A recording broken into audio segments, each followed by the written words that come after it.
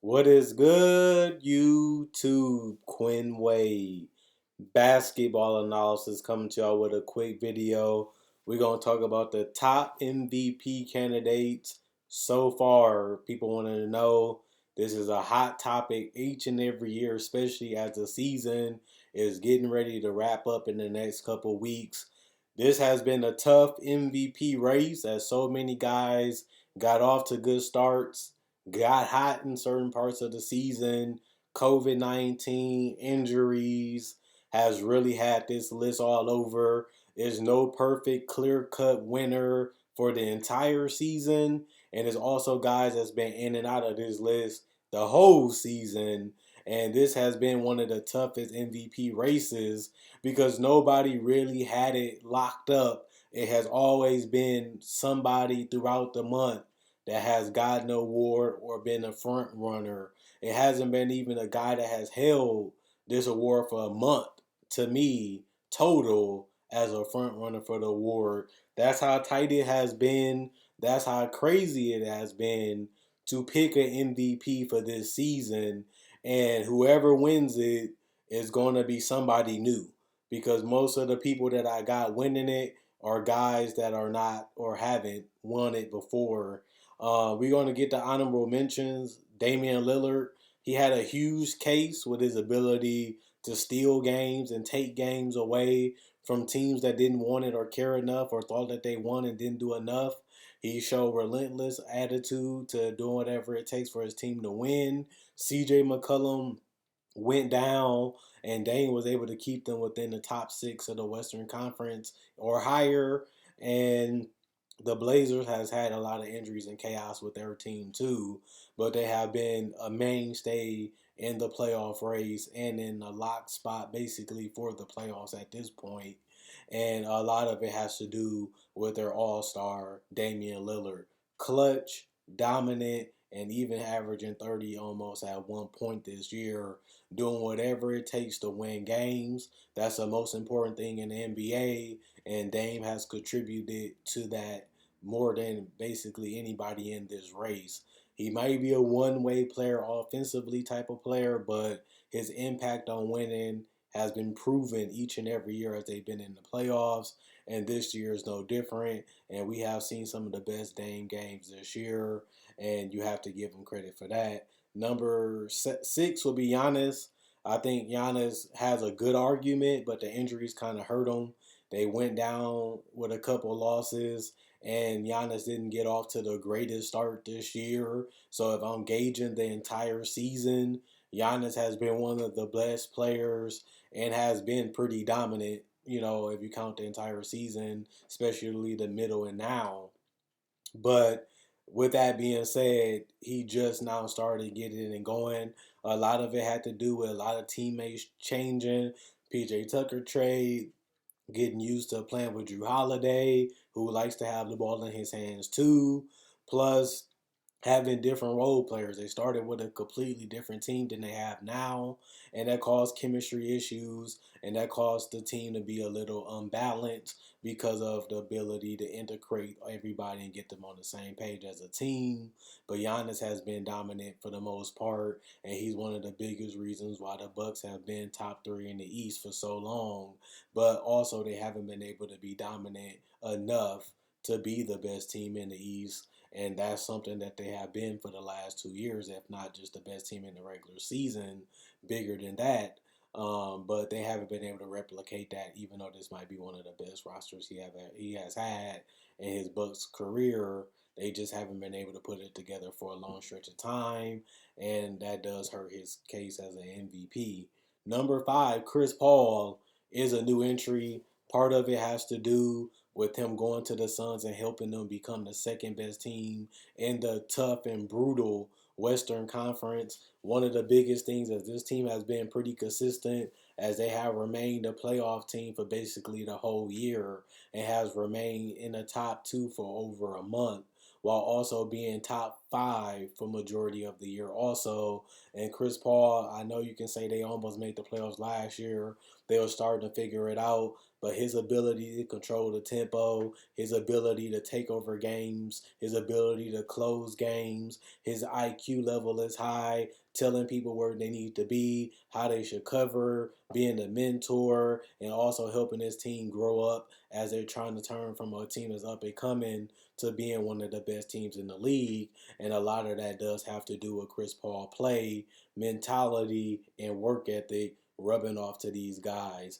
This is a guy you want in your locker room. This is a guy that has already played on a team that went number one in the entire NBA. This is a multiple time All NBA All Star player, and he still has a lot left in the tank, as he has proven that this entire year.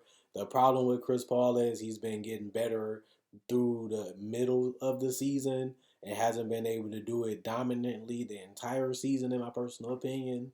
He picked it up a little bit more the last couple weeks, especially around the All Star time. But some of these guys have been doing it longer, and or they have been more dominant at their peak of this season, and that's why I have him at five, just entering the conversation. Number four, LeBron James. He obviously would be higher if he was healthy, but with Anthony Davis going down and him missing a significant part of time now, plus them saying that he's going to miss probably another 3 weeks, that really brings him all the way down from winning this award. His injury might take him away from winning this award. It might also take him out of this top five, depending if he do miss this week plus three more. That's just way too much time to really be valued as an MVP, even though he has been great and he has been dominant and he has looked good the entire season when healthy. It just, they started losing when AD went down. Plus, he been injured for over a month almost, and he might miss a couple more weeks. It's going to be hard for LeBron James to enter this conversation as the winner, or even in the conversation to win it, when you miss that many games. Plus, he declined a little bit once AD went down, winning wise and stat wise to me. With that being said, I got LeBron fourth because of those reasons. The guy that rose up on my list was Kawhi Leonard. 50% from the field, shooting great from three, averaging a career, well, not really, but 5 assists a game, still getting rebounds, leading his team into the number one offense, top 10 in defense, picking it up when it matters most, which is around playoff time, and has been pretty solid the entire year. He hasn't been the most dominant player. He hasn't been the crazy gaudy stat guy, and his team has been within the top three for majority of the year this season in the Western Conference. And I think the consistency of being a great player throughout the whole year is why Kawhi Leonard has continually slowly but gradually rose up this list, as he hasn't been the most flashiest, dominant, all over the place guy, but he has been steady and he has been great for basically an entire year, and his team has still won pretty consistently from day one that the season has started. And I believe that that's why I have Kawhi Leonard finishing third. Joel Embiid has been absolutely remarkable, absolutely dominant for pretty much the whole year. He probably would still be my number one MVP winner if it wasn't for the injury.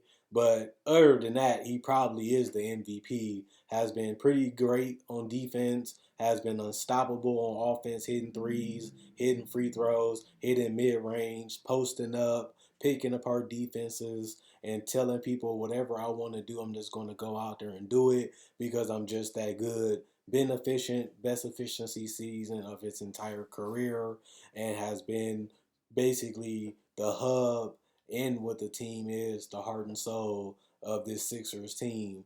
Now it's just about, can he do it for the rest of this year? And if he continues to dominate performance and stay healthy, he could easily be the number one guy on this list and the MVP winner. If he can put together 3 to 4 more weeks of dominant basketball, he could be number one again on this list. And number one, just like everybody else, probably Nikola Jokic. Consistency. This guy, even when this team was struggling, even when this team wasn't playing his best basketball, Jokic was dominant from day one, being the best passing big man in the NBA, being more efficient from the field, absolutely enjoying playing the game, enjoy watching the game, picking apart defenses anytime that he wants to. They put the right supporting cast, guys that can handle and shoot the ball on and off the ball while being great cutters. He's willing to pass. He's willing to be unselfish. He also has the mentality that he can take over and dominate whenever he wants on the offensive end. This is peak Jokic. This is the Jokic that we thought that he can be. He has always been in the conversation for being a top 10 player. Now he's in the conversation for being a top 5 player because he has been just that great. He had a couple bad games and some couple triple double games and also some couple high scoring games. And Jokic has been pretty good the entire year and had no major injuries or major holes throughout the season while also helping the Nuggets climb from out of the playoffs to top 8 in the playoffs to top 6 in the playoffs to now they're top 4. And that only strengthens his case because not only has he been dominant, he has helped win a lot more games this year and really has been consistent from day one. So if I had to pick a guy for the entire season for this award, so far it's Nikola Jokic, and we'll just have to see if he can actually get it when the season is over. But other than that, he's been in the conversation as the runner-up or top 5 the entire year, and with his consistency and dominance, and winning being impacted now by the record and by obliterating opponents that doesn't even deserve to be on the court with this team and making people consider this team as a team that can come out the West with the Aaron Gordon acquisition. We do see Denver as a threat, and we do have a lot more respect for them, especially coming off of Western Conference Finals and beating the Clippers. Maybe it's the time for the Nuggets, and this is the best time to be good because Jokic is playing some of his best basketball ever in his career, and now we have to see how he finishes it. Other than that, that's my top list. Let me know what you agree or disagree. Let me know what you feel I got wrong, I might got right, or I might slept on, or overrated. I want to know what you guys think at the end of the day. And other than that, hopefully, guys, enjoy the rest of your day. And comment, like, subscribe, and share. Merchandise will be on the Facebook page, also on my spread shirt. Also, you can follow me on Twitter. It would also be on there, and it'll also be on my Facebook page. Other than that, Quinn Wade, basketball analysis, I'm gone. And do y'all thing.